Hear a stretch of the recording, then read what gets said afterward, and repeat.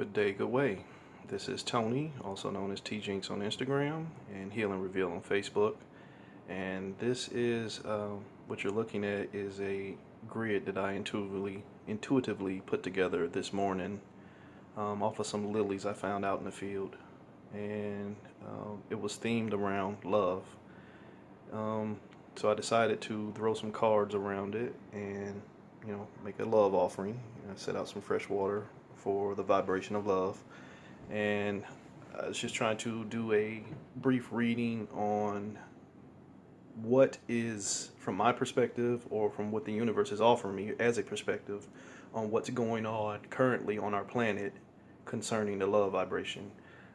Recently, I kind of had a big sense of the fact that unconditional love has kind of like, I'm not going to say left the planet, but it is not being honored to where it is the prevalent vibration. So right now we're dealing with love in the sense of egoic attachment or blindness. That generic energy that everybody normally assigns to love, as in, ooh, that's my wife, that's my husband, that's my boyfriend, my girlfriend, my kids, things that you attach or gravitate to.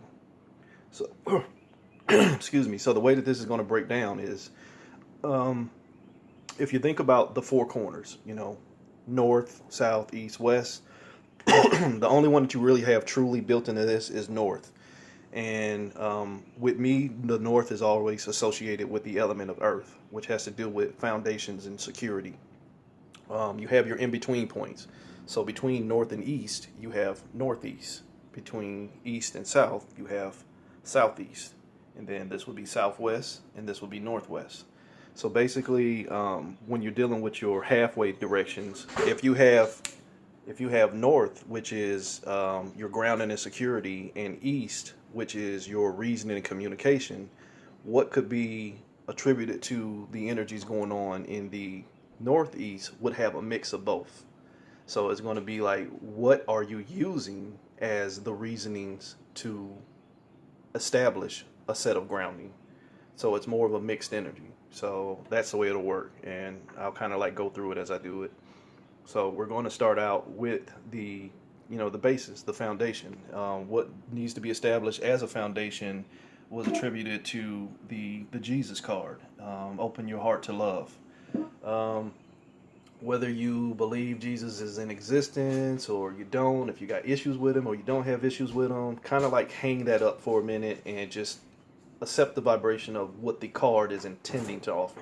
It's not telling you to go to church. It's not telling you to get on your knees and worship somebody. It is just, this is an energetic figure from the Ascended Masters deck, and that's the energy that they assigned to this card, dealing with opening your heart to love. If you're going to do anything that's going to have you using love as a basis, you have to be ready for it. I mean, look at the card itself. It says, open your heart to love. If you're not actually in it for love, then you're going to get a set of energies that, are not going to be founded in love. You're going to have more attachments. So if you're chasing after somebody based off of, their body type or their financial status, or just out of hurt, but not out of a genuine sense of love, then that's what you're going to keep attracting in. So that's where that foundation part taps in. And then going over here to the northeast, like I was saying, that's going to be, what are you using as a reasoning for it? The card is Yogananda, choose peace, and it's in reverse. Yogananda is basically responsible for bringing the yoga and meditation to the West.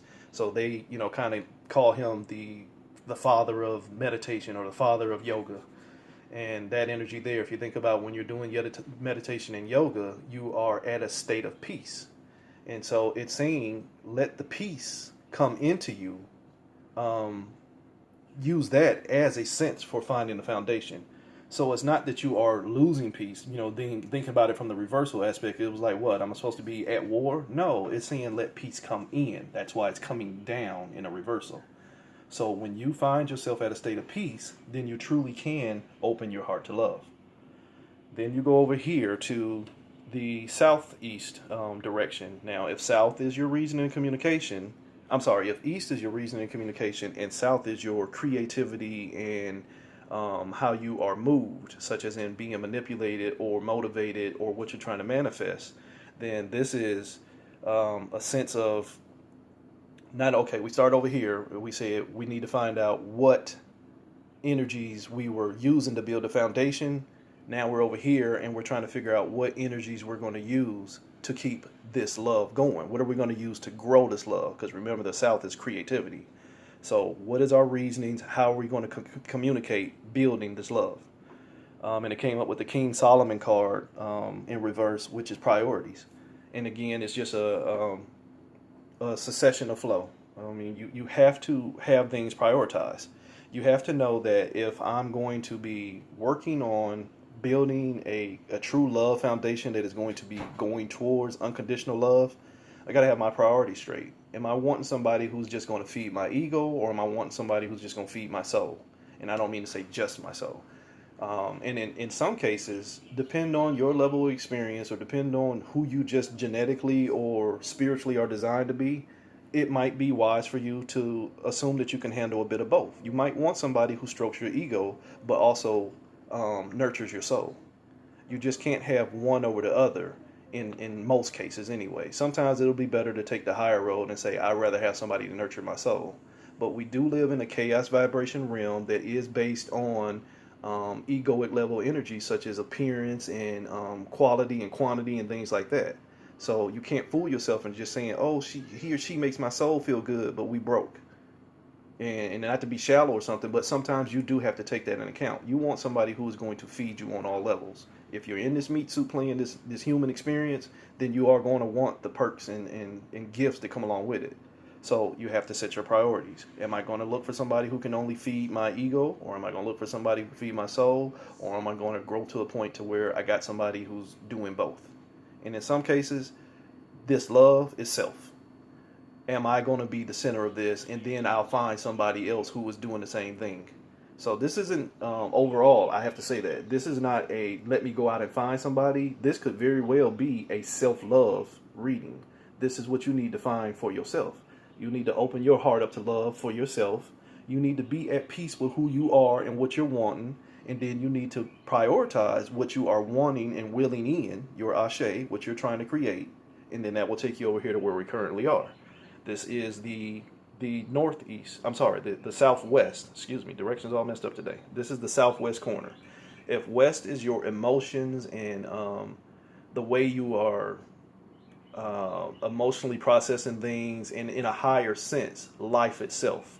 If this is the waters, the things that keep me in motion, and then it's tied into creation or creativity. So this is, how am I going to let the energies that I'm using to build this love make me operate on an emotional level? Am I going to just be an emotional wreck, or am I going to be emotionally stable?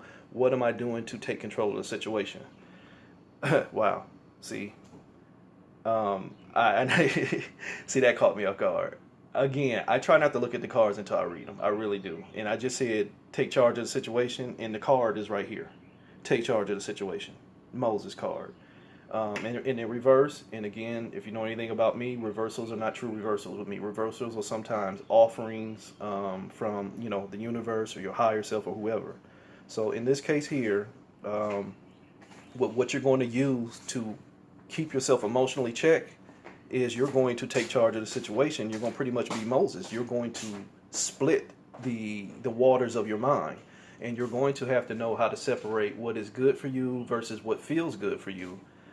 Because sometimes it's very easy to follow impulse and just go on what feels good versus what may actually be good for you. So you have to go ahead and just, play the Moses card and set it open. And then on a higher sense of that, the parts of you that no longer serve, if you want to do the Moses analogy, is once you split your own mind, what's left over, drown it. Bury it, not necessarily bury it as in don't pay attention to it, but drown it up under you so that you purge yourself from it. Kind of like when the Egyptian army, went through the waters, and then all of a sudden the waters receded, came back in and flooded them. So once you get the components of your mind in alignment and you know what you're going to be using to build, because you've already based yourself on what you're prioritizing, then what is no longer serving you needs to be flooded out. And then that'll take you up over here to the northwest corner, which is the last card. The northwest corner, again, north is your foundations, the west is your emotions. So this is, more or less, this is a sense of completion. I'm emotionally sound in my movements, and I'm going to keep going forward towards building what I want. And initially, what it was saying, the foundation was to just make sure that you are truly open for love. So the way that you're going to do that by this northwest corner is using the spiritual law of attraction, and that's Melchizedek. Melchizedek, for those of you who don't know, is allegedly, if you're going by the Abrahamic, religions and stuff, he was Abraham's teacher. On the magical sense, he's, a high master priest, king, a master of sacred geometry and things like that. Like if you look at the card, he's, pretty much manipulating and wielding energy into a sacred shape. So he's a high level magician. He's, pretty well up there. So this is a mastery level. Spiritual law of attraction, thinking about it from that sense, is you have to master your thoughts and you have to master your movements and actions, because the universe will respond to what you're responding to. And not only what you're responding to, but what you're putting out, authentically or generically, however you want to put it.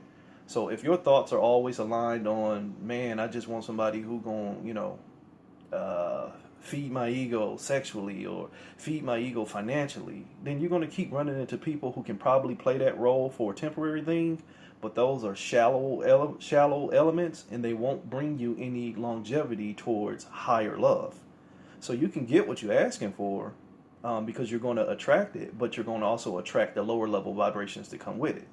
Now, if you are building on your priorities and taking control of your energy in the situation, and you're saying, okay, I want a complete experience, I want somebody who is going to bring me a total beauty, then that's what you're going to be attracting. And you have to understand that there will be times in which you will have to backtrack, and you will have to take charge of the energies in your mind and split them. Because again, we do live in a chaotic vibration, and so you can find yourself moving ahead in your goals of trying to open your heart to love, but then there will be detractors and situations or happenstances that will want to throw you backwards and make you do a review. And you will have to take charge of the situation and then prioritize on what you can own and what you don't need to own, and you will need to choose peace, and that will always lead you back to opening your heart up for love. And if you want to play the allegory of Jesus again, that will bring you a resurrection and rebirth. So what I'm saying to those who are in turmoil of self-love or familial love, marital love, any kind of love that may be, under attack right now with the purge that we're going through, first and foremost, don't give up. Open your heart to love. Make sure you are choosing peace, because the universe has chosen to give you peace over keeping you in pieces. Prioritize what works for you versus what has been proven to not work for you. That's that let it go.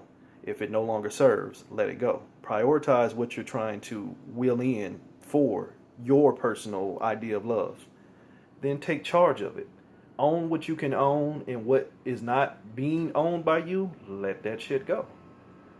Don't be in the habit of fighting a new fight using the same old weapons. Because if you lost that first battle, guarantee you're probably going to lose the next one. So it's a time for change.